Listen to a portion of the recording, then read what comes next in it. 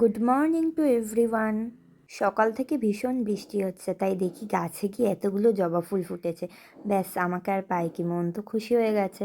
আমি খুব একটা চা খাই না, কিন্তু এই ওয়েদার দেখে চা আর বেকারি বিস্কুট খাওয়ার যে কি মন হচ্ছিল, তার জন্য চা আর বেকারি বিস্কুট নিয়ে বসে পড়লাম। তারপরেই চলে যাচ্ছি বাজারে।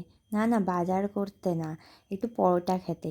গিয়ে দেখি বাজারে একটি নতুন পেটাই পরোটার দোকান খুলেছে। গিয়ে দেখলাম দুজন মহিলাই এই দোকানটা চালাচ্ছে। ব্যবহার এত ভালো, আর স্বাদও খুব ভালো। দেখো, প্লেট সাজিয়ে নিয়ে বসে পড়লাম। কিন্তু এতটা পেটাই পরোটা আমার খেতে গিয়ে ব্যাস অবস্থা খারাপ।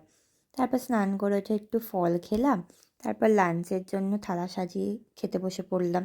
ডাল ছিল, মাছ ছিল, স্যালাড ছিল, উচ্ছে ভাজা ছিল। এই তো ব্যাস। আমি কিন্তু দেখতে পাচ্ছি আমার ভিডিওস তোমরা দেখছো, কিন্তু সাবস্ক্রাইব করছো না। তাড়াতাড়ি সাবস্ক্রাইব করে ফেলো।